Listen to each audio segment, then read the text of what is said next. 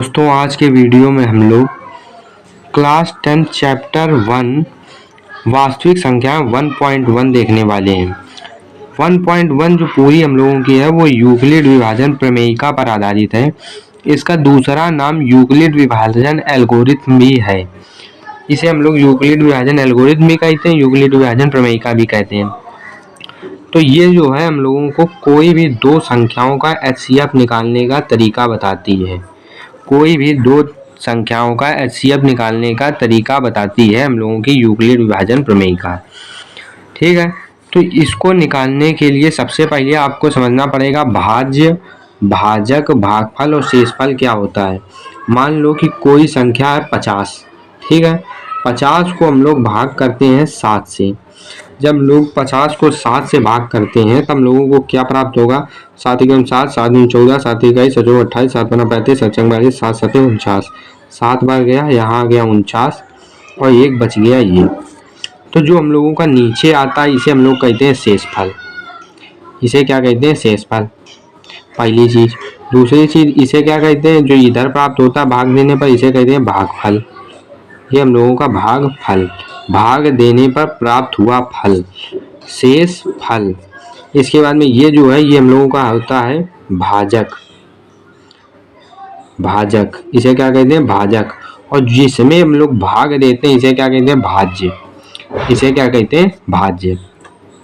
तो हम लोगों का जो भाज्य, भाजक, भागफल और शेषफल में संबंध होता है वो होता है कि भाज्य बराबर होता है हम लोगों का भाजक, भाजक गुणा भागफल प्लस शेषफल, प्लस शेषफल होता है, प्लस शेषफल होता है। कभी भी आप भाज्य रखना, इधर मान लो कि भाज्य क्या था हम लोगों का, जिसमें भाग देते हैं वो होता है भाज्य। तो भाज्य क्या है यहाँ पर? 50, तो 50 हो गया। और भाजक क्या है यहाँ पर? जिससे भाग देते हैं वो होता है भाजक, तो भाजक है यहाँ पर 7 इसमें। और भागफल क्या है? भागफल, ये है भागफल जो भाग देने पर प्राप्त हुआ है, भागफल। और जो नीचे प्राप्त हुआ है ये हम लोगों का शेषफल है घटाने पर। तो 50 बराबर क्या 50 आ रहा है? 7 सते 49 और प्लस 1 अगर जोड़ोगे तो 50 आ जाएगा। तो यानी कि हम लोगों को ये सूत्र पता चलता है कि भाज्य बराबर भाजक गुणा भागफल प्लस शेषफल होता है। देखो हम लोगों ने इसको सूत्र को सिद्ध भी कर लिया है। ठीक है, यूक्लिड विभाजन प्रमेयिका या एल्गोरिथम में आपका ये चीज बहुत ज्यादा काम आएगी कि भाज्य बराबर भाजक गुणा भागफल प्लस शेषफल होता है। अब देखो मान लो कि हम लोगों ने 50 की जगह पर ए ले लिया है, वही ABCD वाला ए ले लिया है। ठीक है, मान लो कि 50 की जगह पर ए रख दिया। इसके बाद में मान लो कि 7 की जगह पर हम लोगों ने यहाँ पर बी रख दिया है। इसके बाद में मान लो कि जो भागफल है उसकी जगह पर हम लोगों ने क्यू रख दिया है। और यहाँ पर मान लो कि बी से हमने भाग दिया ए में तो कुछ संख्या प्राप्त हुई। और जो शेषफल में बचा है वो मान लो एक की जगह पर मान लो कि यहाँ पर आर मिला है। क्या मिला है? आर। ठीक है, यहाँ पर कोई संख्या मिल गई। ठीक है, और घटाने पर क्या मिला है? आर। तो हम लोग इसको कैसे लिखेंगे? इसको लिखने का क्या तरीका है कि भाज्य बराबर भाजक गुणा भागफल प्लस शेषफल लिख देंगे। तो ये क्या हम लोगों का? ये हम लोगों का भाज्य। ये क्या है? भागफल, भागफल। ये क्या है? शेषफल, शेषफल। और ये क्या है? भाजक। तो अब हम लोगों को लिखने में कोई परेशानी होगी क्या? भाज्य क्या है? ए। ए बराबर क्या होगा? भाजक, भाजक क्या है? बी गुणा भागफल क्या है? क्यू और प्लस, प्लस लगाया। और शेषफल क्या है? यहाँ देखो ये शेषफल, तो शेषफल क्या है? आर, तो आर लिख दो। तो ए बराबर क्या आ जाएगा? BQ plus R. ये हम लोगों का आ गया। अब देखो यहाँ पर एक चीज और, जो शेषफल हम लोगों का प्राप्त होता है वो हमेशा हम लोगों का भाजक से कम होता है। क्यों भाजक से कम होता है? अगर ये भाजक से बड़ा आ ही नहीं सकता। अगर हम लोग जैसे मान लो कि कोई भी संख्या ले, मान लो कि 507 ले लो, 507 लिया और इसमें अगर 7 से भाग करें, जैसे 7 सते 49 आया, एक बचा, एक बचा और ये हम लोगों ने ले लिया उतारा। तो 7 का यहाँ पर लिया उतारा।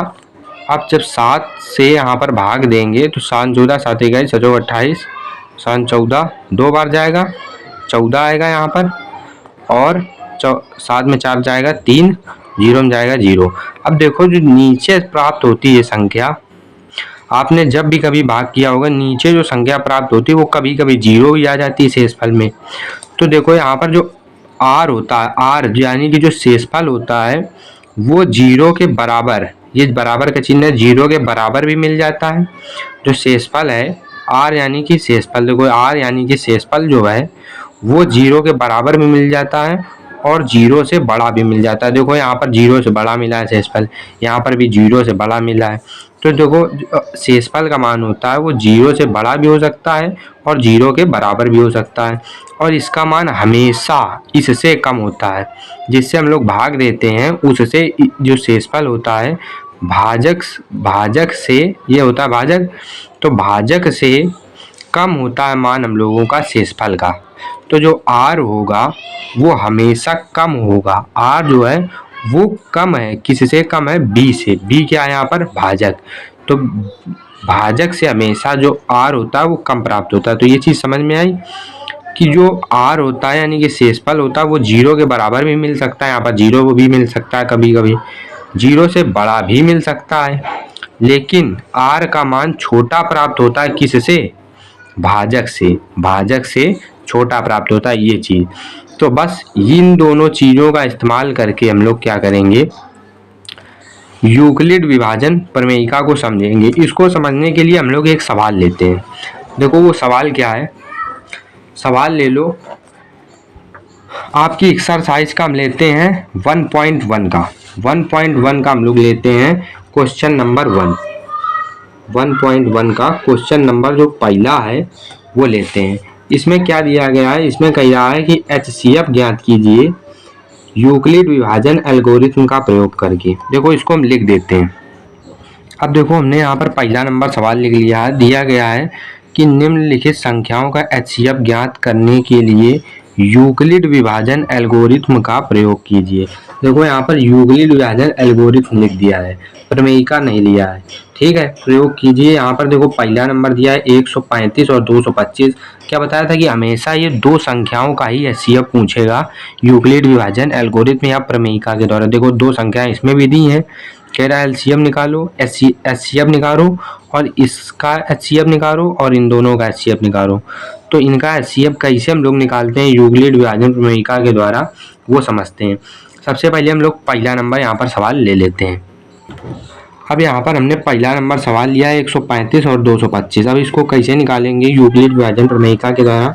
हमने आपको बताया था कि A = BQ + R होता है और जो R का मान होता है वो 0 से बड़ा और B से छोटा होता है, ठीक है, 0 के बराबर भी हो सकता है। इसका भी इस्तेमाल हम लोग करेंगे नहीं, इसका इस्तेमाल हम लोगों का भी होगा इसमें। अब देखो कैसे होगा। A का मतलब हमने बताया था कि भाज्य होता है, भाज्य बराबर ये होता है भाज्य, भाज्य बराबर भागफल गुणा शेषफल, भाज्य बराबर भाज्य बराबर भाजक गुणा भागफल प्लस शेषफल। R क्या है, शेषफल, Q क्या है, भागफल, B क्या है, भाजक और A क्या है, भाज्य। तो यहाँ पर दो संख्याएं दी जाएंगी, तो दो संख्याओं में से आपको जो मानना है A की जगह वो बड़ी संख्या माननी है। 135 और 225 दिया जाएगा, कोई भी दो संख्याएं दी जाएंगी, इनमें से आपको बड़ी संख्या को मानना है भाज्य, बड़ी संख्या को भाज्य मानना है। छोटी संख्या को भाज्य क्यों नहीं मानेंगे, छोटी संख्या को इसलिए भाज्य नहीं मानेंगे क्योंकि छोटी संख्या में अगर हम लोग बड़ी संख्या से भाग करेंगे तो ये हम लोगों का विभाजित नहीं होगा। देखो जैसे कि अगर मान लो कि हम लोग छोटी संख्या को मान लेते हैं, छोटी संख्या को A मान लेते हैं यानी कि भाज्य, और यहाँ पर भाजक मान लेते हैं 225 को। अब हम लोगों का भाग नहीं जाएगा, ठीक है, इसलिए हम लोग इसको ये चीज़ ना मान करके हम लोग 135 मानेंगे बाहर और 225 मानेंगे अंदर, यानी कि बड़ी संख्या को अंदर मानेंगे और छोटी संख्या को बाहर, तभी हम लोगों का भाग जाएगा। इसलिए हम लोग ये चीज़ करेंगे। अब हम लोगों को यहाँ से शुरू करना है। अब यहाँ पर A क्या है हम लोगों का, 225, A की जगह लिख दो 225 बराबर B क्या है यहाँ पर 135, B क्या होता है हम लोगों का, ये होता है A। देखो हम लोग क्या करते थे, ये यहाँ पर लिख दे रहे हैं, A ये होता था, B ये होता था, क्यू ये होता था और यहाँ पर कुछ दे देते थे तो यहाँ पर आ जाता था हम लोगों का शेषफल के रूप में आर।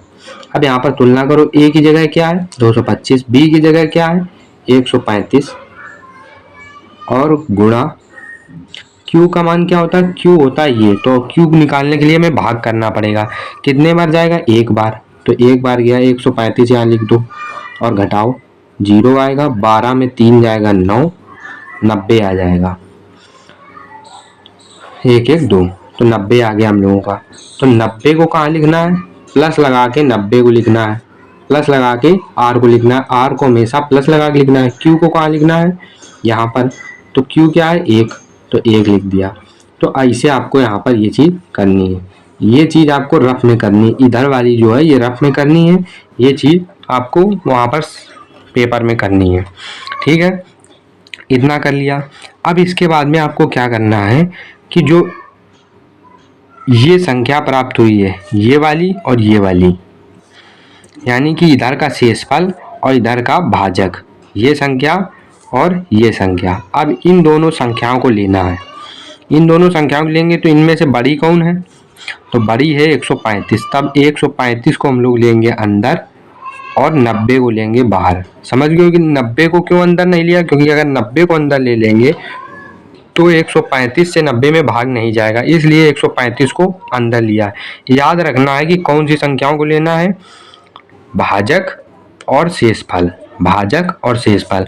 अब फिर से तुलना करो, क्या आएगा हम लोगों का, b की जगह क्या है 90, a की जगह क्या है 135, तो a की जगह लिख दो 135, 135 बराबर b की जगह क्या है, b की जगह है हम लोगों का 90। अब q की जगह क्या रखना है, q की जगह तो जब भाग देंगे तब पता चलेगा, एक बार चला जाएगा, 90 दिया 5 आ गया, 13 में 45 आ गया। ठीक है, गुणा 45 और प्लस, ये आपको हल नहीं करना है, केवल बस ऐसे ही दिखाते हुए चलना है। बी क्यू लिख दिया प्लस आर, इसके रूप में बस दिखाते हुए चलना। आर का मान क्या है, शेषफल, आर क्या होता है शेषफल, आर नीचे वाला होता है, तो 45 लिख दिया, यहाँ पर 45 लिख दिया। ठीक है, आर क्या होता है, आर होता है हम लोगों का 45, और ये जो 45 लिखा है ये हम लोगों का होता है क्यू, क्यू का मान क्या होता है, क्यू होता है हम लोगों का 1, तो यहाँ पर लिखना पड़ेगा 1। ठीक है, 1, इसको हम लोग साफ साफ लिख देते हैं, 135 बराबर 90 गुणा 1 प्लस 45। ठीक है, 90 गुणा 1, 1 क्यों लिखा है, 1, क्यू का मान क्या है, क्यू का मान है 1, इसलिए 1 रखा है। ठीक है, अब इसके बाद में क्या करना है, फिर वही चीज़ करनी है, क्या करनी है कि 90 और 45 को लेना है। 90 और 45 में बड़ा कौन है, 90, तो 90 को यहाँ लिखना है और 45 को बाहर, 45 को बाहर लिख दिया। अब 45 से इसमें भाग दोगे तो क्या आएगा, 45 एकम 45, 45 दूनी 90, 2 बार जाएगा 90 आ जाएगा और नीचे 0। अब इसको कैसे लिखेंगे, इसको लिखने के लिए हम लोग क्या करेंगे, 90 को लिखेंगे, 90 होता है हम लोगों का ए, देखो 90 है ए, तो ए का मान कैसे लिखते हैं, ए जो होता है ए को लिखते हैं यहाँ, तो 90 लिखेंगे यहाँ, 90 बराबर, इसके बाद में 45 कहाँ लिखेंगे, 45 होता है बी, देखो बी होता है ये, तो बी को लिखेंगे, ये देखो बी, तो बी को लिखेंगे यहाँ 45 गुणा भाज्य बराबर, भाज्य बराबर, भाज्य बराबर भाजक, भाजक गुणा भागफल, भागफल प्लस शेषफल, शेषफल। ठीक है, ये लिख दिया। अब हम लोग क्या करेंगे, इन दोनों संख्याओं को लेना है। अब इन दोनों संख्याओं को जब लेंगे तो बड़ी संख्या इन दोनों में से कौन सी है, तो बड़ी संख्या 45, तो 45 लिखा, और छोटी संख्या कौन सी है, 0, तो 0 भाग देंगे। अब जब 0 भाग देंगे तो 0 ही आना है, 0 का कुछ भाग जाता नहीं है, तो अब यहाँ से ये चीज़ ख़त्म हो जाएगी। अब ये चीज़ हम लोगों को करनी नहीं है। ठीक है, यहीं तक करना, अब इसके आगे हम लोगों को नहीं बढ़ना है। क्यों, क्योंकि 0 आ गया, जब भी 0 आ जाए तो आपको सवाल वहीं छोड़ देना है, और इसके बाद में जो चीज़ आपकी HCF के रूप में आएगी वो आपकी भाजक होगी। क्या होगी, वो आपकी भाजक, ये वाली चीज़ जो होगी ये क्या कहलाती, भाजक, यही आपका उत्तर हो जाएगा, ये वाला क्या हो जाएगा, उत्तर, क्योंकि ये तो 0 आ जाएगा, तो ये क्या हो जाएगा आपका उत्तर, ये तो 0 आ ही जाएगा, तो जब ये 0 आ जाएगा तो यही आपका क्या हो जाएगा उत्तर। तो ये जो 45 है यही आपका HCF होगा। तो क्या करना है, HCF बराबर क्या हो जाएगा 45, ये हो गया आपका उत्तर। ठीक है, ऐसे आपको करना है कि कोई भी अगर संख्या आपको दी जाएगी तो आपको क्या करना है, उसमें वैसे बड़ी संख्या में देखो बड़ी संख्या में छोटी संख्या से भाग करना है और a equal to B Q plus R यानी कि भाज्य बराबर भाजक गुणा भागफल प्लस शेषफल के रूप में लिखना है। ये देखो पहला स्टेप लिखा था, फिर इसके बाद में दूसरा आया, तीसरा आया, बस 3 स्टेप के बाद में ये हमारा उत्तर आ गया। तो इस प्रकार से इतनी आसानी से हम लोग इसका HCF निकाल सकते हैं। तो ये हो गया हम लोगों का यूक्लिड विभाजन एल्गोरिथ्म। देखो हम लोगों ने केवल इसका प्रयोग किया, इसका और इसका प्रयोग बार बार करते गए हैं, HCF आ गया। केवल एक चीज़ इसमें ध्यान रखने की है कि हम लोगों को भाजक, जब हम लोग पहली बार भाग कर लेंगे तो उसके बाद में भाजक और शेष फल को लेना है LCM के रूप में। जब देखो यहाँ पर हम लोगों ने क्या किया, भाजक और शेष फल को LCM के रूप में ले लिया और फिर भाग किया। फिर हम लोगों ने भाजक, देखो भाजक और शेष फल, भाजक और शेष फल को LCM के रूप में हल किया, तब हम लोगों का उत्तर आ गया। तो इस तरह से आपको करना है। अब हम लोग दूसरा सवाल लेते हैं। अब देखो हमने दूसरा सवाल ये लिया है 196 और 38,220। हमें पता है A इक्वल टू क्या होता है BQ प्लस R। ये क्या है, भाज्य बराबर भाजक गुणा भागफल प्लस शेषफल है। अब इसके बाद में इसमें से क्या करेंगे, हम लोगों को क्या करना होता है भाग। तो भाग कैसे करेंगे, बड़ी संख्या में ही छोटी संख्या का बड़ी संख्या में छोटी संख्या से भाग देंगे। 196 से इसमें भाग देना है। अब क्या करना, आराम से ये सवाल आपको करना है। एक बार जाएगा 196 लिखा, 12 में 6 जाएगा 6, इधर बचेगा 17, 17 में 9 जाएगा बचेगा 8, यहाँ बचेगा 2, 2 में 1 जाएगा 1, ये आ गया। अब इसके बाद में यहाँ से उतारा ले लेना है 2 का, इसके बाद में ले लिया। अब क्या करेंगे, अब कितने बार जाएगा 19 38 19 57 19 76 19 95 19 छक्का 114 19 7 133 19 8 152 19 9 171, 9 बार शायद जाएगा। 9 बार भाग करके देखते हैं। 9 छाक 54 के 4, हासिल लगा 5, 9 9 81 82 83 84 85 86 86 का 6, हासिल लगा 8, 9 कम 9 10 11 12 13 14 15 16 17। जब आप भाग दोगे तो 1764 आएगा। 9 बार भाग दोगे। अगर 10 बार भाग देते तो 1960 हो जाता है, ज़्यादा हो जाता है। तो ठीक है, ये 12 में 4 जाएगा 8, 12 में 4 जाएगा, 12 में 4 गया 8, 15 15 में 6 गया 9, इधर बचा 7, देखो यहाँ पर ले लिया तो यहाँ पर बचा 7, 7 में 7 गया 0, यहाँ पर भी 0। तो इसके बाद में अब यहाँ पर लेते हैं 0, 0 आ गया। अब कितने बार जाएगा 19 57 19 76 19 95, 5 बार जा सकता है। 5 जगह 30 का 0, हासिल लगा 3, 5 9 45 46 27 48 के 8, हासिल लगा 4, 5 एकम 5 4 9 9। ये हम लोगों का पहली बार में ही 0 आ गया। तो इसका क्या लगता है, इसका लगता है हम लोग इसको कैसे लिखेंगे, ये होता है हम लोगों का A और यहाँ होता है B, ये कुछ यहाँ आता है और इसके बाद में ये Q और यहाँ पर ये R। अब इसको कैसे लिखेंगे, A की जगह क्या है, A की जगह है 38,220 यानी कि भाज्य बराबर भाजक गुणा भागफल क्या है ये 195, भागफल प्लस शेषफल क्या है 0। आपको कहा गया था जब भी शेषफल 0 प्राप्त हो जाए तो आपको वहीं पर छोड़ देना है, क्योंकि इससे आगे आपका भाग जाएगा ही नहीं। तो ये सवाल यहीं पर ख़त्म हो जाएगा। कैसे, इसका उत्तर क्या होगा, इसका उत्तर होगा 196, क्योंकि भाजक ही हमारा उत्तर होता है। ये क्या है, भाजक, और भाजक हमारा उत्तर होता है।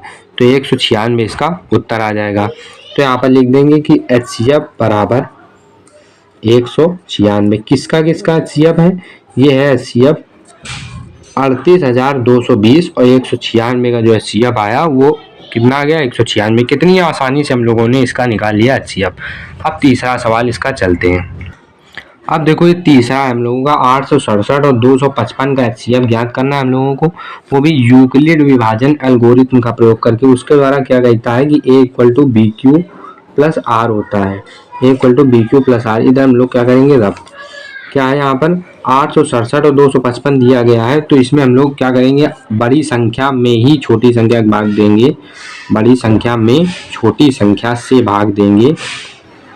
तो 255 यहाँ लिखा, 867 यहाँ लिख दिया। हम जब भाग देंगे तो 2 25 50 25 3 बार चला जाएगा। 3 15 का 5 हंसी लगाए, 3 15 1 16 का 6 हंसी लगाए, 3 दूनी 6 1 7 765 आएगा।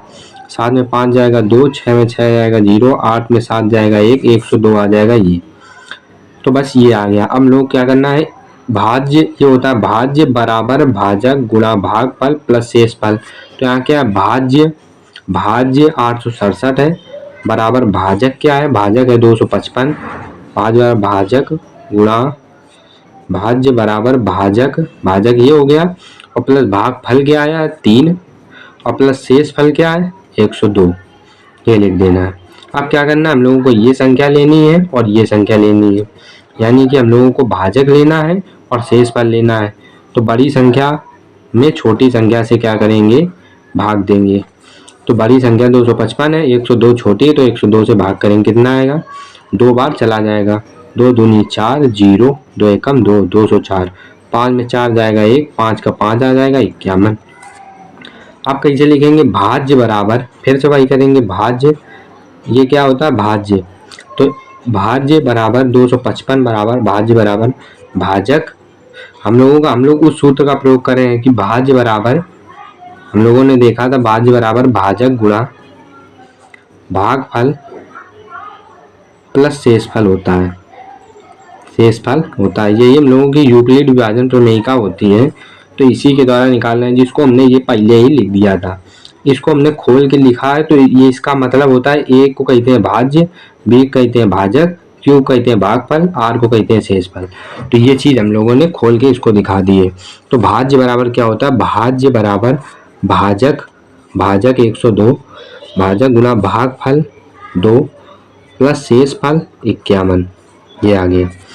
ठीक है, इसके बाद में फिर हम लोग ये संख्या लेंगे और ये संख्या, यानी कि भाजक और शेषफल को भाग करेंगे। 51 से छोटी संख्या से भाग करेंगे, बड़ी संख्या में 102 भाग किया, 2 बार जाएगा, 2 एकम 2 और 2 पंचे 10, 0 आ जाएगा नीचे पूरा का पूरा।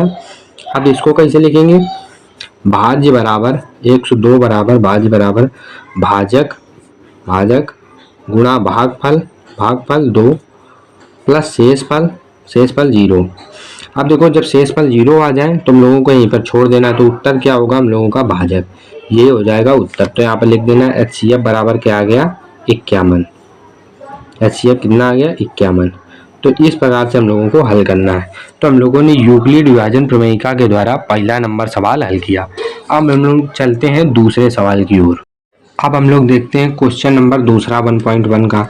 इसमें क्या दिया गया, दर्शाइए कि कोई भी धनात्मक विषम पूर्णांक, कि कोई भी धनात्मक विषम पूर्णांक, अभी हम लोग समझेंगे, एक बार इसको पढ़ते हैं पहले। धनात्मक विषम पूर्णांक 6q+1 या 6q+3 या 6q+5 के रूप का होता है, जहां q कोई धनात्मक पूर्णांक है। देखो, घबराना नहीं, ये सवाल बहुत ही सरल है, हम लोग इसको कर चुके हैं। देखो कैसे कर चुके हैं, हम लोगों ने पढ़ा था, कौन से पढ़ा था, वो पढ़ा था हम लोगों ने यूक्लिड विभाजन एल्गोरिथ्म, यूक्लिड विभाजन एल्गोरिथ्म, यूक्लिड विभाजन एल्गोरिथ्म। इसमें क्या करते थे हम लोग, A=BQ+R लिखते थे। अब इसको देखो ध्यान से कि ये कुछ BQ+R के रूप का नहीं लिखा है। ये देखो ध्यान से, ये यानी कि ये B होगा, ये Q होगा, ये R होगा, ऐसा कुछ नहीं लिखा है। ये B होगा, ये Q होगा, ये R होगा। देखो BQ, तो चीज फिक्स है। देखो BQ इसमें भी भाई, ये BQ इसमें भी भाई, ये BQ इसमें भी भाई। B क्या है 6। तो अगर इनकी तुलना करोगे, अगर ध्यान से देखोगे, तो B का मान कितना निकल रहा है यहाँ से 6। B का मान कितना निकल रहा है 6। ठीक है, B का मान कितना निकला 6। देखो कैसे निकला, देखो 6q+5 दिया है, ले लो, 6q+3 दिया है, 6q+9 दिया है, 6q+1। अब अगर इन तीनों को ध्यान से देखोगे तो B का मान तुलना करने पर क्या निकल रहा है। देखो हम लोगों ने तुलना की, तो तुलना करने पर क्या निकला, तुलना करने पर b इक्वल टू 6 निकला। अगर इसकी तुलना और इससे करो तो क्या निकला, b बराबर 6 और q बराबर तो q है, तो कोई टेंशन नहीं है, तो q बराबर q ही दिया है। अब इसके बाद में 5, r का मान देखो बदल रहा है, r का मान कहीं 5 है, r का मान कहीं 3 है, कहीं r का मान 1 है। r का मान देखो, r का मान कहीं 5 दिया है, कहीं 3 दिया है, कहीं 1 दिया है। अब ये कैसे दिया देखो, अभी आपको हमने बताया था कि जो हम लोगों का r होता है, क्योंकि r की यहाँ चीज फंस रही है, तो क्या करेंगे, r को हम लोगों को पता था कि r का मान या तो 0 से बड़ा होता है, या 0 से बड़ा होता है, या 0 के बराबर होता है, या r का मान b से छोटा होता है। b क्या होता है, भाजक। हमने बताया था आपको कि r का मान या तो 0 के बराबर होगा, या 0 से बड़ा होगा, या b से छोटा होगा, बताया था ना। तो यहाँ पर हम लोगों को r का मान यहाँ से क्या मिल जाएगा, अगर b का मान देखो 6 है, अगर b की जगह हम लोग यहाँ पर 6 लिख दें, देखो b के जगह 6 लिख दें, b की जगह अगर 6 लिख दिया, तो इसका क्या मतलब हुआ कि r का मान 6 से तो कम हो सकता है, r का मान 6 से कम हो सकता है, और 0 के बराबर भी हो सकता है, और 0 से बड़ा भी हो सकता है। तो r के क्या संभावित मान है, तो हम लोग लिखते हैं कि जो r के संभावित मान है, r के संभावित मान यानी कि जो r के मान आने की संभावना है वो क्या क्या है, r के संभावित मान क्या क्या हो सकते हैं। ये हो सकता है कि r 0 आ जाए, ये भी हो सकता है कि r 0 के बराबर आ जाए, या ये हो सकता है कि r का मान 0 से बड़ा हो जाए, 0 से बड़ा यानी कि 1, 2, 3, 4, 5, और देखो 6 नहीं ले सकते क्योंकि ये कह रहा 6 से कम होगा r, तो 6 अगर नहीं लेंगे क्योंकि ये कह रहा 6 से कम है, 6 नहीं है, 6 से कम है। ये कंडीशन आपको याद रखनी पड़ेगी कि r का मान जो होता है वो 0 से बड़ा होता है, या बराबर भी हो सकता है, b से कम होता है। तो इस प्रकार से r का मान 0 भी हो सकता है, 1, 2, 3, 4, 5 हो सकता है, लेकिन 6 क्यों नहीं हो सकता है, क्योंकि 6 से छोटा है। अगर यहाँ नीचे ये चिन्ह लगा होता तो हो सकता है कि हो जाता, लेकिन यहाँ पर चिन्ह ये है नहीं, ये ध्यान रखना, ये चिन्ह नहीं होता, क्योंकि कभी भी अगर हम लोग भाग करेंगे, देखो हमने भाग किया था, तो कभी भी ये चीज़ जो होती है वो इसके बराबर नहीं आ सकती, इससे हमेशा कम आएगी। देखो यहाँ 0 आ गया, यहाँ पर आ गया था 51, देखो 51 102 से कम है, वही चीज़ का इधर कि देखो r के क्या संभावित मान आ गए हम लोगों के, 0, 1, 2, 3, 4, 5 आ गए। अब देखो हम लोग कितने समीकरण यहाँ पर बना सकते हैं इसका प्रयोग करके, इस समीकरण का प्रयोग करके यूक्लिड विभाजन एल्गोरिथम से क्या कर सकते हैं। समीकरण पहले में हम लोग पहले 0 रखते हैं, समीकरण पहले में r बराबर 0 लेने पर, क्या आया, r बराबर अगर 0 ले लें तो a इक्वल टू क्या आ जाएगा, बी क्यू प्लस r में रखेंगे r बराबर 0, तो b का मान क्या है, b का मान तो हमें पता है कि 6 है, तो 6 रख दिया, q का मान q है, और प्लस r का मान क्या, r का मान हम लोग 0 ले रहे हैं अभी, तो 0 ले लिया, तो क्या आया, a बराबर 6q, क्या आ गया 6q। इसको मान लेते हैं समीकरण, हम लोग पहला मान चुके हैं, दूसरा मान लो, ठीक है। अब इसके बाद में r बराबर 1 ले लो, r बराबर 1 ले लो, 1 जब लेंगे तो a बराबर क्या आ जाएगा 6q प्लस r का मान 1 रख देंगे, ये आ गया समीकरण तीसरा। अब r बराबर 2 ले लो, तो a बराबर क्या आ जाएगा 6q प्लस r की जगह रख दो, r की जगह यहाँ रख दो 2, ये समीकरण तीसरे के बाद में चौथा हो गया। ऐसे ही r बराबर 3 ले लो, जब 3 लेंगे तो a बराबर 6q प्लस यहाँ पर क्या हो जाएगा 3, समीकरण पांचवा हो गया। r बराबर 4 ले लो, a बराबर क्या आ जाएगा 6q प्लस r बराबर क्या हो जाएगा, दिख नहीं रहा तो देखो r बराबर 3 लिया तो a बराबर 6q प्लस 3 हो गया, r बराबर 4 लिया, a बराबर 6q प्लस 4 हो गया, समीकरण इसको छठा मान लो। r बराबर क्या था, r बराबर 5 भी था, तो 5 ले लो, तो a बराबर क्या आ जाएगा 6q प्लस 5, तो ये हो गया समीकरण 7वां। तो इस प्रकार से हमारे पास इतने समीकरण आ गए, और हमें दिया क्या है, प्रश्न में देखो, अगर प्रश्न में देखोगे ध्यान दो तो 6 क्यूब प्लस 5 दिया है केवल, यानी कि ये वाली चीज दी है, ये वाली 6 क्यूब प्लस 5। इसके बाद में दिया 6 क्यूब प्लस 3। देखो प्रश्न में दर्शाना क्या है, 6 क्यूब प्लस 1 को दर्शाना है, 6 cube plus 3, 6 cube plus 5, 6 cube plus 1, 6 cube plus 1, 6 cube plus 3 यानी कि ये, 6 क्यूब प्लस 5 यानी कि ये। इन तीनों को क्या दर्शाना है कि ये तीनों दर्शाइए कि कोई भी धनात्मक विषम पूर्णांक। हमने मान लिया कि ए जो है, ए क्या हम लोगों का, ए को हम लोग मान लिया कि ए बराबर क्या था हम लोगों का, धनात्मक विषम पूर्णांक, धनात्मक विषम पूर्णांक। इसको हमने माना था धनात्मक विषम पूर्णांक। इसको क्यों माना धनात्मक विषम पूर्णांक, क्योंकि इसमें ही हम लोग भाग कर रहे हैं, क्योंकि ये हमारा भाज्य है। क्या है, भाज्य, भाज्य है, इसी में हम लोग भाग करके ये सब चीजें निकाल रहे हैं। तो हम लोगों ने माना है कि धनात्मक विषम पूर्णांक है, कह रहा कि दर्शाइए कि कोई भी धनात्मक विषम पूर्णांक इतने के रूप का होता है। तो हमने दिखा दिया कि ये देखो धनात्मक विषम पूर्णांक है और ये इतने के रूप का है। देखो चाहे इतने के रूप का कैसे है, इतने के रूप का है, इतने के रूप का है, इतने के रूप का है, और कह रहा है विषम पूर्णांक इतने के रूप का होता है। और यहाँ पर दिया है मेन चीज विषम, क्या दे दिया है, विषम। तो हम लोग यहाँ पर विषम नहीं मानेंगे इसको, हमने मान लिया कि ए है एक धनात्मक पूर्णांक। हमने यहाँ पर केवल ये माना है कि ए यहाँ पर क्या है, धनात्मक पूर्णांक। अगर हम लोग विषम मान लेंगे तो हम लोगों का पहले ही केवल 3 संख्याएं विषम वाली आ जाएंगी। अब ये तीनों विषम कैसे हैं, देखो यहाँ पर पहला अगर समीकरण ध्यान से देखोगे तो पहला जो समीकरण दिया था ए बराबर, देखो यहाँ पर लिखते हैं ए बराबर 6 क्यूब प्लस 1, ये देखो का है। अब ए हमने माना था कि ये धनात्मक पूर्णांक है, तो ए बराबर एक समीकरण हमें ये प्राप्त हुआ था। अगर आप किसी भी संख्या में मान लो कि क्यू है, क्या देखो क्यू हमें दिया है, क्यू कोई पूर्णांक है, प्रश्न में दिया है क्यू जहाँ कोई पूर्णांक है। जब क्यू कोई पूर्णांक है, कोई भी पूर्णांक का मतलब क्या होता है, पूर्णांक का मतलब होता है -2, -3, -1, 0, 1, 2, 3, ऐसे अनंत तक इधर भी जा सकते हो और इधर भी माइनस अनंत तक जा सकते हो। तो ये होता है हम लोगों का पूर्णांक होता है।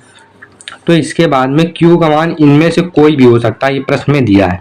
तो अगर आप q की जगह कोई भी रखोगे, मान लो q की जगह हम रख दिया 50 रख दिया, 50 गुणा 6 करोगे तो 300 आएगा, यानी कि ये क्या है, सम संख्या, क्या मिली, सम संख्या।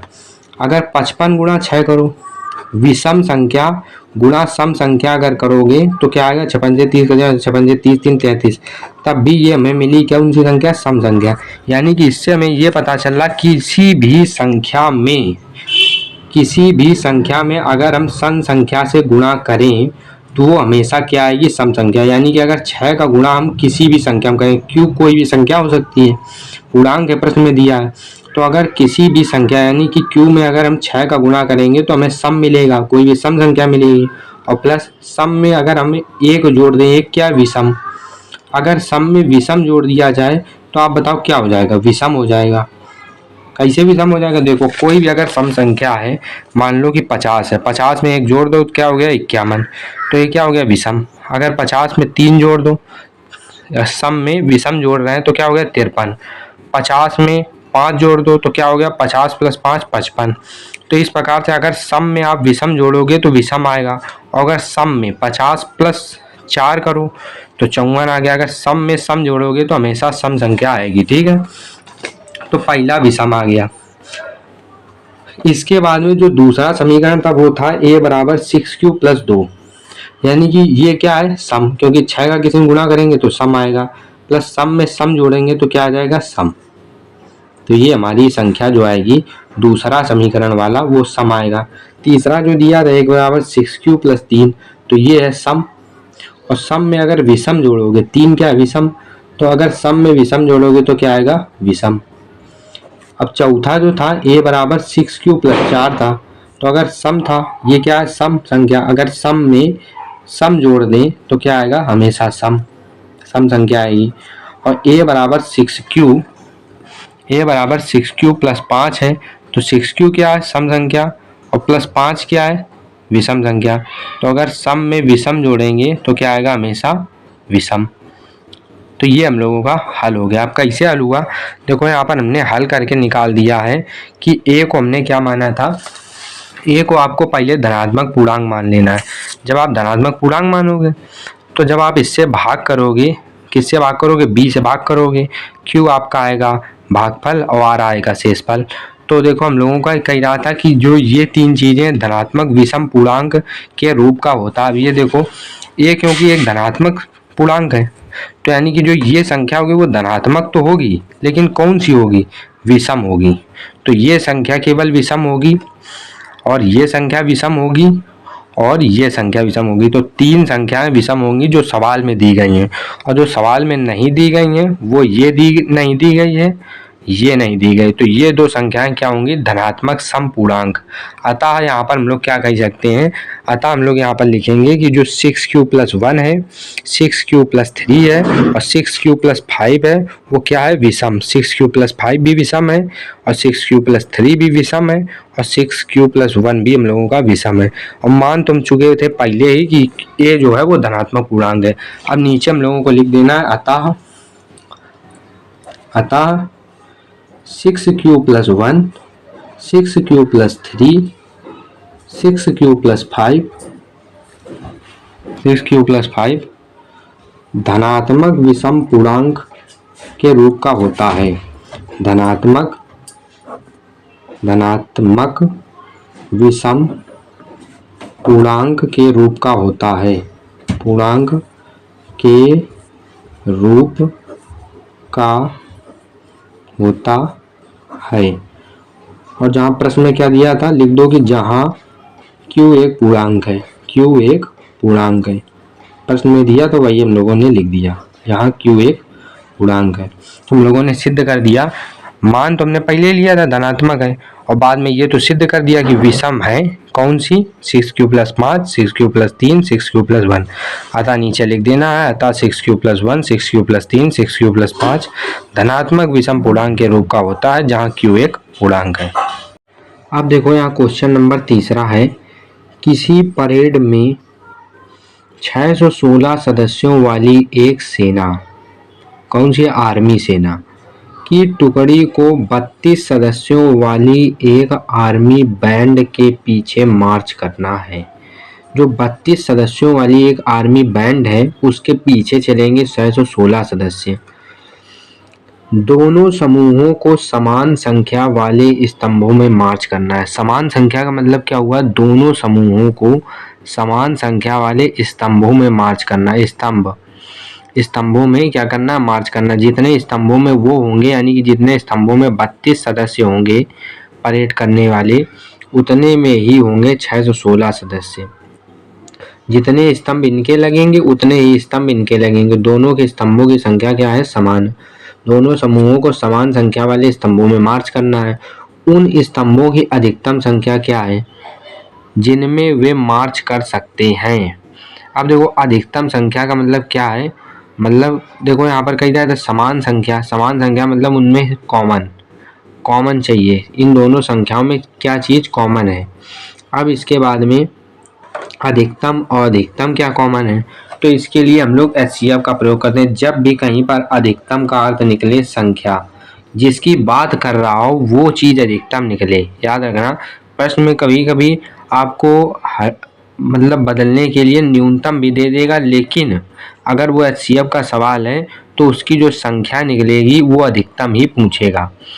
देखो यहाँ पर सवाल में अधिकतम लिखा है तो इसका मतलब है कि यहाँ पर आपको HCF निकालना है। HCF किसका निकालना है, दो संख्याएं दी गई हैं उनका HCF निकालना है। अधिकतम का क्या मतलब है, HCF। अब यहाँ पर देखो HCF कैसे निकाल सकते हैं। HCF निकालने का एक तरीका होता है कि 616 का अलग कर लो, 616 का अलग कर लो और 32 का अलग कर लो। 616 का अलग करो, 32 का अलग करो, तो जो उत्तर आए जो कॉमन है वो चीज ले लेना है। तो देखो कैसे करेंगे, 2 तिहाई 6 0 2 8 16 और यहाँ पर 2 तिहाई 6 0 2 8 16, 2 एकम 2 1 3 2 पंचे 10 2 चौको 8 2 सत्ते 2 का भाग करो 2 सत्ते 14 2 सत्ते 14 7 एकम 7 7 एकम 7 11 एकम 11 2 यहाँ आ जाएगा 16 8 4 2 और 1। दोनों क्या करना, अधिकतम संख्या कही रहा है और कही रहा है समान संख्या। समान का मतलब कॉमन लेना और अधिकतम मतलब ज़्यादा से ज़्यादा चीज़ कॉमन ले लेनी है। क्या करना, उनका एलसीएम निकालना है और उनका ज़्यादा से ज़्यादा पार्ट कॉमन लेना है। क्या क्या कॉमन है, ज़्यादा से ज़्यादा पार्ट कॉमन लेने का मतलब उनका एचसीएफ निकालना है। तो दो दो दो तीनों कॉमन आ रहा, कुछ नहीं, 2 दूनी 4 दूनी 8, इसमें भी 8 है, 2 गुणा 2 गुणा 2, और इसमें भी 2 गुणा 2 गुणा 2 है, तो 8, 2 दूनी 4 दूनी 8 इसका उत्तर हो जाएगा। एचसीएफ क्या हो जाएगा, 8। ऐसे एचसीएफ निकाला जाता है कि दोनों का अलग अलग एलसीएम ले लो, जो चीज़ कॉमन है उनका आपस में गुणा करो, उत्तर आ जाएगा। जो चीज़ कॉमन है, कॉमन क्या है दोनों में, इसमें भी 2 2 2 है, इसमें भी 2 2 है, तो हमने 2 2 2 को एक बार लिखा और गुणा करा है, तो एचसीएफ आ गया हम लोगों का 8। तो ये एचसीएफ निकाल सकते हैं। लेकिन अगर प्रश्न में आगे की तरफ बढ़ा दे, हो सकता है कि इसमें आपको बढ़ा दे कि यूक्लिड विभाजन एल्गोरिथम के द्वारा निकालो, तो हम लोग इसको कैसे निकालते थे एचसीएफ, कोई भी दो संख्याओं का एचसीएफ निकालना होता था, जैसे कि 616 और 32 का एचसीएफ, 32 का एचसीएफ निकालना है हम लोगों का। क्यों निकालना है, क्योंकि हम लोगों से कह दिया अधिकतम संख्या और समान संख्या, दोनों समूहों को समान संख्या वाले स्तंभों में मार्च करना है और स्तंभों की अधिकतम संख्या क्या है जिसमें भी मार्च कर सकते हैं। जब भी अधिकतम चीज़ कहे उनमें समान संख्या, समान यानी कि कॉमन लेने के लिए अधिकतम चीज़ कहे, तब आपको एचसीएफ निकाल देना है। अब इन दोनों का एचसीएफ जब निकालेंगे 616 और 32 का, तब हम लोग जब एचसीएफ निकालेंगे तो इसको निकालने के लिए हम लोग क्या करते हैं, A equal to B Q plus R, B Q plus R. अब यहाँ पर क्या करेंगे, हम लोगों को यहाँ पर भाग करना पड़ेगा। अब हम लोग यहाँ पर भाग कैसे करेंगे, यहाँ पर हम लोग देखो भाग करेंगे। अब भाग करने के लिए हम लोग यहाँ पर कौन सी चीज़ लेंगे, सबसे पहले 616 लेंगे। 616 में भाग देंगे 32 से। क्यों 32 से देंगे, क्योंकि 32 छोटा है और 616 बड़ा है। अब 32 दूनी 64 हो जाएगा, तो एक बार जाएगा तो 32 एकम 32, 11 में 2 गया 9, 5 में 3 गया 2। अब यहाँ पर उतारा ले लो 6 का। अब कितने बार जाएगा, 9 बार का चला जाए, 9 दूनी 18 का 8, हासिल लगा 1, 9 3 27, 1 28 चला गया। 16 में 8 गया 8 बचा, 8 में 8 गया 0, और यहाँ पर भी 0। तो इस प्रकार से ये 8 आ गया। अब इसको लिखेंगे कैसे, भाज्य बराबर भाजक गुणा भागफल प्लस शेषफल। ये क्या होता है, भाज्य बराबर भाजक गुणा भागफल प्लस शेषफल। अब ए बराबर ए यहाँ होता है, इसे ए और बी यहाँ कुछ आता है, और इसके बाद में नीचे आ जाता है हम लोगों का क्यू, और ये हो जाता है आर। अब देखो यहाँ से तुलना करके लिखो, ए की जगह क्या है, ए की जगह है 616, भाज्य बराबर भाजक, बी क्या है भाजक, गुणा भागफल 19 प्लस शेषफल 8। अब 8 आ गया। अब हमें ये संख्या लेनी, ये संख्या यानी कि भाजक और शेषफल लेना है। 8 से भाग करना है हमें 32 में, ठीक है, 32 में। छोटी संख्या से बड़ी संख्या हम करेंगे। अब 8 से भाग देंगे, 8 चौको 32, 0 आ गया। अब यहाँ पर इसको कैसे लिखेंगे, इसको लिखने के लिए भी हम लोग इसका सहारा ले लेंगे। तो यहाँ क्या करेंगे, 32 भाज्य बराबर भाजक गुणा भागफल प्लस शेषफल 0। अब जब शेषफल 0 आ जाए तो हम लोगों का एचसीएफ निकल आता है। एचसीएफ इसमें क्या है, ये संख्या क्या होती है, भाजक, तो भाजक ही हमारा क्या होता है एचसीएफ। अब यहाँ पर नीचे लिख देंगे कि एचसीएफ बराबर 8, एचसीएफ बराबर 8। कैसे, हम लोगों ने पहले भी निकाला था, ये देखो हम लोगों ने पहले अलग तरीके से निकाला था एचसीएफ, तब भी हम लोगों का आया था,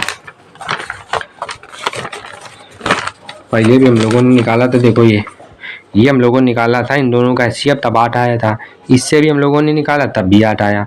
तो एचसीएफ दोनों से आप आराम से निकाल सकते हो। क्यों एचसीएफ निकालना, क्योंकि अधिकतम संख्या का है। तो इस प्रकार से तीसरा सवाल हम लोगों का कंप्लीट होता है। हम लोग चलते हैं चौथे सवाल की ओर। आप देखिए, हम लोग देखते हैं क्वेश्चन नंबर 4। क्वेश्चन नंबर 4 में दिया है, यूक्लिड विभाजन प्रमेयिका का प्रयोग करके दर्शाइए कि किसी धनात्मक पूर्णांक का वर्ग किसी पूर्णांक m के लिए 3m या 3m+1 के रूप का होता है।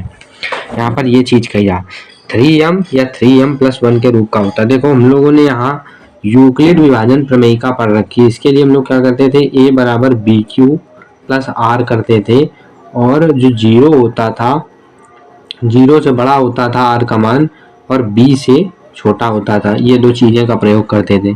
अब यहाँ पर देखो ये चीज़ दी गई है यम के लिए 3m या 3m+1 के रूप का होता है। अब यहाँ पर 3m दिया है और 3m+1 दिया है, तो ये देखो BQ प्लस R की तरह कुछ मिल रहा है। यहाँ पर BQ 3m दिया है लेकिन यहाँ पर +0 होगा, ये हो सकता है। तो ये किस तरह से दिया है कि BQ प्लस R का मान ये दिया है, BQ प्लस R का मान ये दिया है। ये क्या है मान लो, ये दिया है 3m और ये दिया है 3m+1, 3m+1। अब देखो यहाँ 3m दिया है तो यहाँ पर हम लोग +0 करके भी इसको लिख सकते हैं कि नहीं, +0। अब ये भी BQ प्लस R के रूप का हो गया। इसमें R का मान देखो, R का मान 0 है, इसमें R का मान 1 है। B का मान क्या है, इसमें 3, B का मान इसमें क्या है 3। Q का मान क्या है यम, Q का मान क्या है यम। तो Q बराबर यहाँ दिया गया है क्या, Q बराबर यम। Q की तुलना करो, इसकी तुलना, इस समीकरण की तुलना अगर हम लोग इससे करें, इन दोनों से करें, तो देखो यहाँ पर हम लोगों का Q का मान क्या मिलेगा, Q का मान हम लोगों का यम मिल जाएगा दोनों से, और B का मान क्या मिलेगा 3, B बराबर 3। और शेष फल का मान क्या मिलेगा, शेष फल का मान हम लोग इससे निकालेंगे। शेष फल के मान यहाँ पर तो हमें 2 दिए हैं, लेकिन हम लोगों को और भी इससे ज़्यादा शेष फल के मान प्राप्त होंगे। तो हम लोगों को पता है कि 0 से बड़ा होता है, इसकी जगह देखो B का मान रखते हैं यहाँ पर, तो 0 R और B की जगह 3 रख दिया। अब इससे हमें क्या पता चला कि R का मान जो होगा वो 0 के बराबर भी हो सकता है, यानी कि R बराबर 0 भी हो सकता है, या 0 से बड़ा हो सकता है, 1 भी हो सकता है, 2 भी हो सकता है, और 3 नहीं होगा। क्यों, क्योंकि 3 से कम है। R का मान 0 के बराबर या 0 से बड़ा है, लेकिन 3 से कम है, लेकिन 3 से कम है, ये याद रखना है। लेकिन 3 से क्या है, कम है, तो 3 से कम हो गया 2। अब यहाँ पर हमें R के मान देखो 3 प्राप्त हो गए, 1 0 1 1 1 और 2, 3 हो नहीं सकता क्योंकि R का मान 3 से छोटा है। अब ये मान हो गए। अब इन तीनों के मान इस समीकरण में रखते हैं तो क्या मिलेगा, A बराबर, A को मान लो कि A क्या है, यहाँ पर हम लोगों का A बराबर मान लो कि धनात्मक पूर्णांक, ये क्योंकि कह रहा है कि दर्शाइए कि किसी धनात्मक पूर्णांक का वर्ग, तो A को मान लो यहाँ पर धनात्मक पूर्णांक है। A क्या है, धनात्मक पूर्णांक, क्योंकि हम लोग इसी का वर्ग करेंगे। ये वही धनात्मक पूर्णांक है जिसको धनात्मक पूर्णांक का वर्ग किसी पूर्णांक यम के लिए इतने के रूप का होता है। तो A को हमने मान लिया कि ये एक धनात्मक पूर्णांक है, तो ये बराबर हमें पता है कि BQ प्लस R होता है। अब इसके बाद में ये चीज़ हमें दिखानी है कि इतने के रूप का होता है यम के लिए। अब यहाँ पर हम लोगों ने Q बराबर यम, इससे तुलना करके निकाला, B बराबर 3 तुलना करके निकाला, R का मान निकाल लिया। A बराबर रखेंगे यहाँ पर, पहले 0 रखते हैं, B का मान दिया है 3 तो 3, और Q का मान पता है यम, तो 3m, और प्लस R का मान दिया 0, तो एक बार 0 रखेंगे।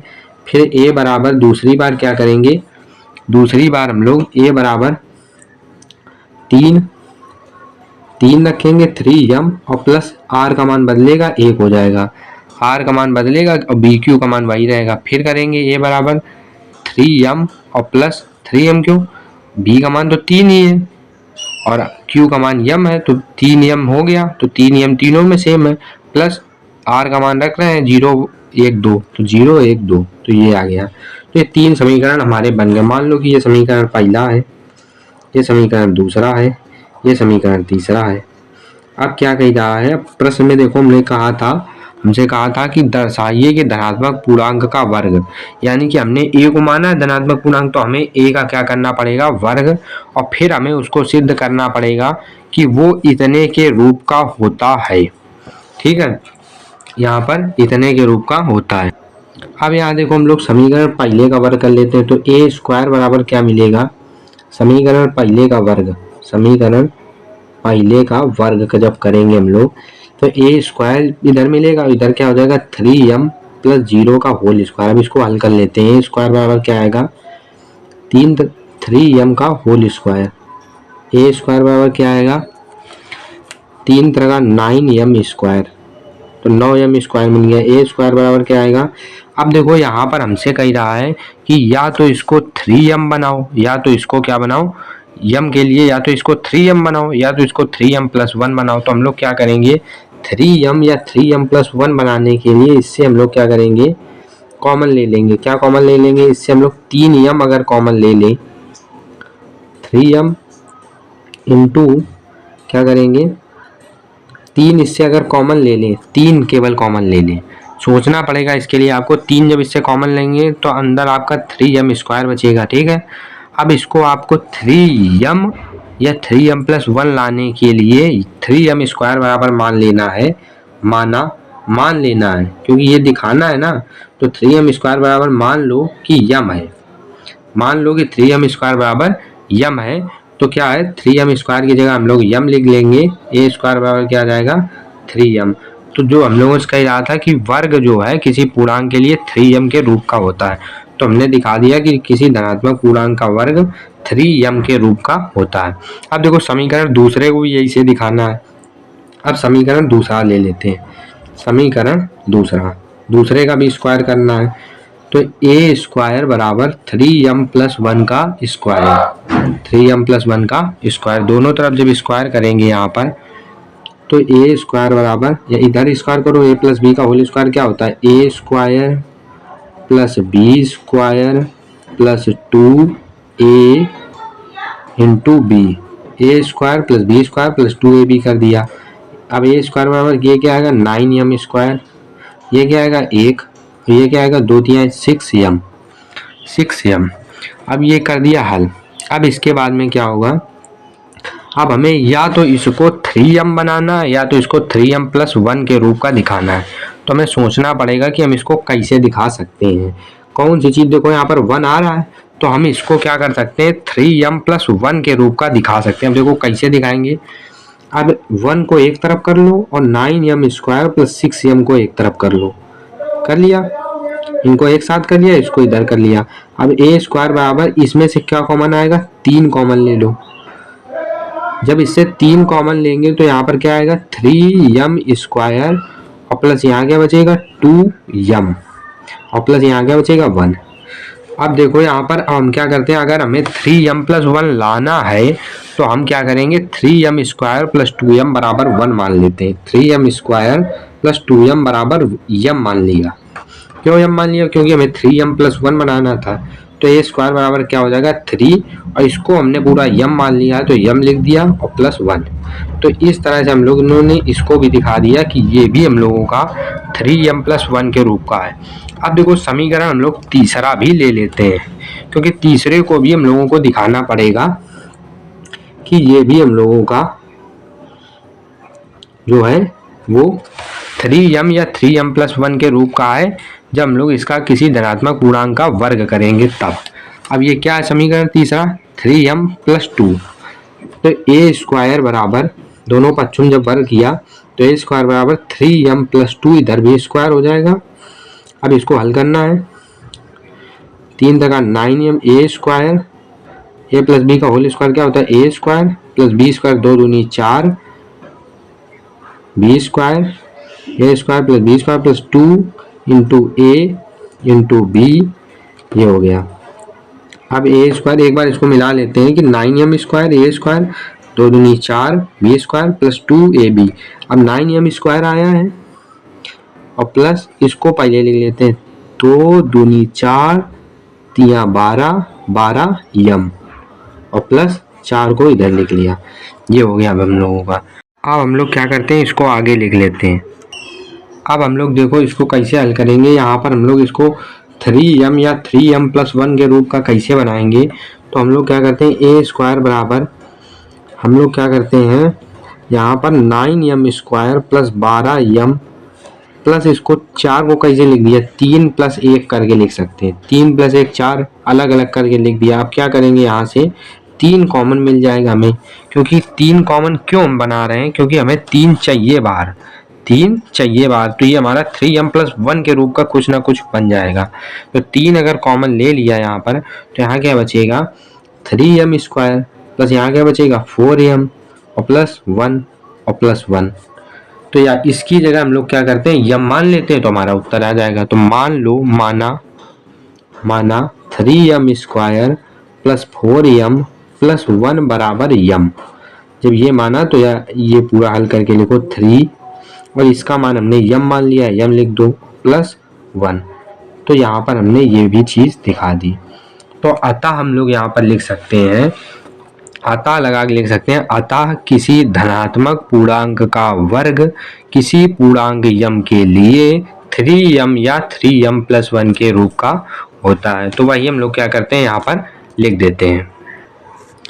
अतः किसी धनात्मक पूर्णांक का वर्ग किसी पूर्णांक यम के लिए 3m या 3m प्लस 1 के रूप का होता है।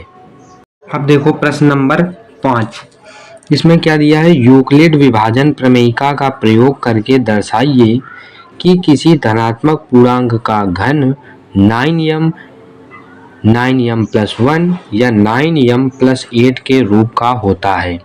इसके द्वारा यूक्लिड विभाजन प्रमेयिका के द्वारा, तो यहाँ पर क्या करते हैं, a बराबर बी क्यू प्लस आर होता है और r का मान 0 से बड़ा या 0 के बराबर और b से छोटा होता है। अब देखो यहाँ पर क्या है, यहाँ पर एक चीज़ आपको जाननी पड़ेगी। देखो यहाँ पर क्या है, यहाँ पर देखो बी क्यू प्लस आर है तो 9m प्लस 0 है, 9m प्लस 1 है, 9m प्लस 8 है। तो यहाँ पर अगर तुलना करोगे तो b का मान क्या मिलेगा, 9। b का मान 9 मिल जाएगा। तो अगर b का मान 9 मिला तो r के मान आपको कितने मिलेंगे, r का मान 0 मिलेगा।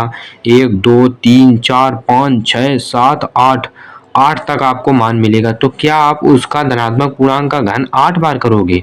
यहाँ पर हमने क्या माना है कि a बराबर है धनात्मक पूर्णांक, a क्या है, धनात्मक पूर्णांक, a क्या है, धनात्मक पूर्णांक माना है। और इसके बाद में आप सोचो, क्या आप बार बार a का यानी कि धनात्मक पूर्णांक का 8 बार घन करोगे तो सवाल कितना लंबा हो जाएगा, लगभग 5-6 पेज का सवाल हो जाएगा। तो इसलिए आप a का जो ये b है, b का मान 9 न मान के 3 मानो। क्यों, देखो b का मान हम लोग 3 मानते हैं, यहाँ b का मान हम लोगों ने यहाँ पर 9 न माना के 3 मान लिया। क्यों माना 3, अब ये समझ में नहीं आ रहा। तो ये समझने के लिए आपको प्रश्न हल करना पड़ेगा। ये आपको आखिरी में प्रश्न के बताएंगे कि हमने यहाँ पर 3 क्यों माना था। देखो पहली चीज़ तो आपको ये तो पता चल गया कि यहाँ पर अगर हम लोग देखो, यहाँ पर देखो पहले वाले सवाल में हल किया था तो 3m और 3m प्लस 1 दिया था तो 3 लिया था, तो हम लोगों को 3 बार 3 समीकरणों को हल करना पड़ा था। तो यानी कि अगर 3 दिया है तो 3 समीकरण बनेंगे। वैसे ही अगर यहाँ पर 9 दिया है तो मतलब कि यहाँ 9 समीकरण बनेंगे। 9 समीकरण यानी कि बहुत बड़ा सवाल हो जाएगा, इसलिए हम लोग 3 ले रहे हैं। और 3 से ही हम लोगों का ये 3 के तीनों सिद्ध हो जाएंगे, इसलिए हम लोग यहाँ पर 3 ले रहे हैं। देखो प्रश्न को हल करते हैं तब आपको आखिरी में समझ में आएगा क्यों हमने यहाँ पर 3 लिया था। और करते करते भी हम लोगों को ये चीज़ समझ में आ जाएगी। देखो पहले हम लोगों ने मान लिया 3 है, अब जब 3 है यहाँ पर हम लोगों ने मान लिया यम का मान, यहाँ पर हम लोगों ने मान लिया कि r बराबर जो है वो मान लिया q, r बराबर क्या मान लिया a। ये हम लोगों का q बराबर q, जो q दिया है q को हमने q माना और r का मान तो बार बार बदलता ही रहता है। तो r का मान यहाँ क्या होगा, अगर b का मान यहाँ 3 रख दे, b का मान अगर 3 रख दो, b का मान अगर 3 रख दे तो r बराबर क्या मिल जाएगा, r 0 के बराबर मिल जाएगा, r 1 मिल जाएगा, r 2 मिल जाएगा। क्योंकि r का मान 0 के बराबर है तो 0 मिला, 0 से थोड़ा बड़ा भी है 2 भी मिल जाएगा, लेकिन 3 से छोटा है तो 3 नहीं मिलेगा। तो r बराबर 0 1 2 मिल गया। ठीक है, अब इसके बाद में हम लोग क्या करेंगे, इसके बाद में हम लोग इस समीकरण में इसमें मान रखेंगे। a को हमने धनात्मक पूर्णांक माना है, a बराबर बी क्यू, बी का मान कितना है 3, तो 3 और q और प्लस r की जगह क्या लिखेंगे, एक बार 0, a बराबर 3q प्लस r की जगह एक बार क्या लिखेंगे 1 और a बराबर 3q और प्लस 2, r की जगह एक बार क्या लिखेंगे 2। तो ये हमारे 3 समीकरण बन गए, 3 समीकरण बन गए। अब इसमें हमें दिया है कि धनात्मक पूर्णांक का आपको क्या करना है, किसी धनात्मक पूर्णांक का घन इतने के रूप का होता है, ये सिद्ध करना है। तो हमें इस धनात्मक पूर्णांक जो हमने माना है a को, इसका हमें घन करना पड़ेगा, वो भी इन तीनों के तीनों समीकरणों में। तो हम लोग क्या करते हैं, समीकरण पहला लेते हैं, समीकरण पहले का दोनों पक्षों में घन करने पर, दोनों पक्षों में घन करने पर, घन करने पर समीकरण पहला लिया और लिखा उसको, और दोनों तरफ क्यूब लगा दिया। क्यूब का मतलब घन, दोनों तरफ घन कर दिया, क्योंकि हमसे प्रश्न में कहा था धनात्मक पूर्णांक का घन इतने के रूप का होता है। जब हम लोग घन करेंगे तभी तो हमें पता चलेगा इस रूप का है कि नहीं। तो हम लोगों ने क्या किया, इसका घन कर दिया। घन करने के बाद में देखो, हमने पिछले सवाल में क्या किया था कि यम की जगह पर यम मान लिया था। आपका अगर मन हो तो आप यहाँ पर क्यू की जगह यम भी मान सकते हो, बाद में यम फिर मान लेना दोबारा, क्योंकि हमें यहाँ पर यम लाना है तो बाद में आपको यम मानना जरूरी है, पहले आप कुछ भी मान सकते हो। तो यहाँ पर मान लिया। अब इसके बाद में दोनों पक्षों का घन किया, ये आ गया। अब a क्यूब बराबर 3q का होल क्यूब, तो a क्यूब बराबर क्या आ जाएगा, 3 × 9 = 27 और q का क्यूब। अब हम लोग क्या करते हैं, हमें 9m लाना है, या 9m+1 या 9m+8। अब इसमें देखो जोड़ में कुछ है नहीं, जोड़ में प्लस में कुछ लिखा नहीं है, तो यानी कि ये हमारा पक्का है कि 9m के रूप का बनेगा। अब क्या करते हैं, इससे 9m लाने के लिए 9 कॉमन ले लेते हैं, 9 कॉमन लिया तो अंदर 3q³ बचेगा, 3q³ बचा। हमने क्या किया, हमने मान लिया कि 3q³ बराबर यम है, तो a क्यूब बराबर क्या आ गया, a क्यूब बराबर आ गया 9m। तो हमारा पहली चीज सिद्ध हो गई कि किसी भी धनात्मक, a क्या है, धनात्मक पूर्णांक, अतः किसी भी धनात्मक पूर्णांक का घन 9m के रूप का होता है। ये हमारा पहली चीज सिद्ध हो गई। हम लोग दूसरी करने के लिए हम लोग हल करते हैं दूसरा समीकरण। अब क्या करते हैं, दूसरे समीकरण को लिखते हैं, समीकरण दूसरे का दोनों पक्षों में घन करने पर। अब देखो हमने यहाँ पर ये लिख लिया। अब देखो a + b का होल क्यूब क्या होता है, a + b का होल क्यूब होता है a³ + b³ + 3ab कोष्टक में a + b। अगर हम लोग इसका अंदर गुणा कराएं, a³ + b³ 3ab का अंदर गुणा कराओ तो आएगा 3a² b और +3ab²। बस इसी से हम लोगों को इसका मान रखना है। a क्या है, यहाँ पर a है 3q और b क्या है, 1 क्या है, b, तो उधर तो a³ आ गया। अब क्या करना है, a की जगह रखना है 3q, a की जगह 3q लिखते जाना और b की जगह 1, b की जगह 1 प्लस 3 गुणा a की जगह क्या करेंगे 3q का होल स्क्वायर इंटू b की जगह क्या करेंगे 1 प्लस यहाँ क्या करेंगे 3, a की जगह क्या करेंगे 3q लिखो और इंटू b की जगह क्या लिखना है 1, तो 1 का स्क्वायर। अब इसको हल करते हैं, a क्यूब बराबर क्या आ जाएगा, 3 × 9 = 27 q का क्यूब प्लस 1 प्लस 3 गुणा 3 × 9 q स्क्वायर, 1 का गुणा होगा तो एक कुछ नहीं बचेगा, मतलब 1 का गुणा होने पर वही संख्या रहेगी, 3 × 9 q स्क्वायर, फिर 3 का गुणा अगर इसमें कराएंगे तो 9q आ जाएगा और 1 का स्क्वायर करेंगे तो 1 आएगा और 1 का गुणा करने पर वही आ जाएगा। तो a क्यूब बराबर आ गया 27 q³ प्लस 1 और plus 9 × 27 q square plus 9q, 27 q square plus 1 plus 9q। अब देखते हैं हमें सिद्ध क्या करना था। अब देखो हमें सिद्ध करने के लिए यहाँ पर दिया था 9m+1। अब देखो 9m+1 हम लोग इसको कैसे बना सकते हैं, इसमें देखो 1 दिया है तो 1 को अलग कर लेते हैं, 27q³ plus 27q square plus 9q और प्लस 1। अब a क्यूब बराबर क्या करते हैं, हम लोग इससे कॉमन ले लेते हैं 9 का, क्योंकि हमें यहाँ पर 9m लाना है, 9m+1 तो 9 कॉमन लिया तो यहाँ बचा 3q³, 9 × 3 = 3q स्क्वायर प्लस 9 × 9 यानी कि q प्लस 1। अब हमने क्या किया, मान लिया माना 3q cube plus 3q square plus q बराबर यम, ये मान लिया। अब इसकी जगह मान रख देते हैं 9 और इसकी जगह मान रख दिया यम और प्लस 1, तो ये आ गया a क्यूब बराबर 9m प्लस 1। दूसरी चीज भी हमारी सिद्ध हो गई कि इतने बराबर इतना होता है। अब इसके बाद में तीसरी चीज जो है उसके लिए हम लोगों को तीसरा समीकरण लेना पड़ेगा। तीसरा समीकरण a बराबर 3q प्लस 2 लिखेंगे और इसका क्या करेंगे, दोनों पक्षों में घन करेंगे।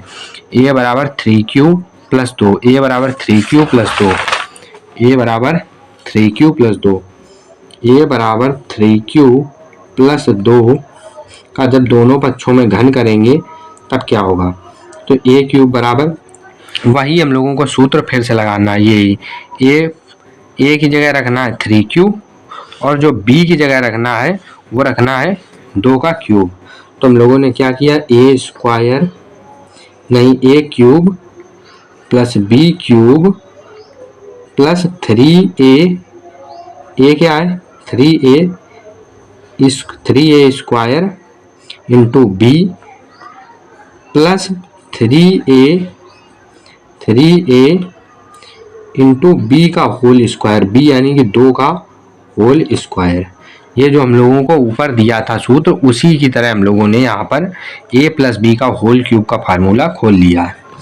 ठीक है, अब यहाँ पर हल करने को है 3 × 9 = 27 क्यूब आ जाएगा प्लस 2 दूनी 4 दूनी 8 plus 3 Trika 3 into 3 Trika 9 Q square गुणा 2 प्लस 3 गुणा 3q गुणा 2 दूनी 4।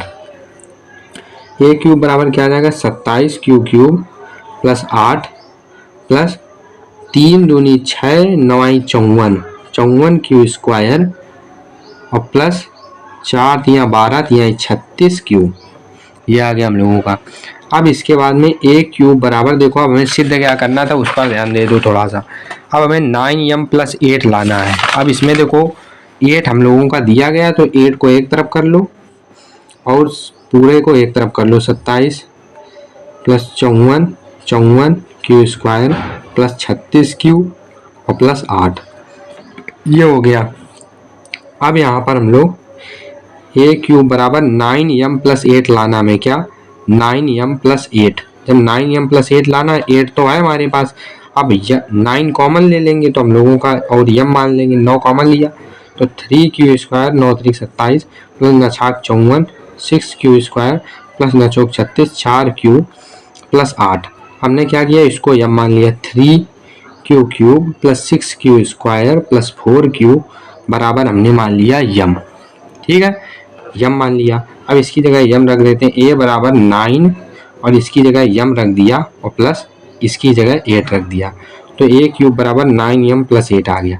अब आपको समझ में आया कि हमने b बराबर 3 क्यों माना था। b बराबर 3 मानने का यही मतलब था कि हमारी 3 की तीनों चीज़ें जो थीं वो हमारी केवल 3 मानने पर ही पूरी हो रही थी। ये जो 3 चीज़ें दी गई थी वो हमारी b बराबर 3 मानने पर ही आ रही थी, तो हम क्यों आगे हल करते, तो इसलिए हमने b बराबर 3 माना था। तो इस प्रकार से हमारा ये चीज़ सिद्ध हो गई। तो इसके नीचे हम लोग लिख सकते हैं कि अतः किसी धनात्मक पूर्णांक का घन 9m 9m प्लस 1 या 9m प्लस 8 के रूप का होता है। अब देखो हमने यहाँ पर लिख दिया, अतः किसी धनात्मक पूर्णांक का घन 9m 9m plus 1 9m plus 8 के रूप का होता है। तो हमारी 1.1 एक्सरसाइज कंप्लीट हो गई है।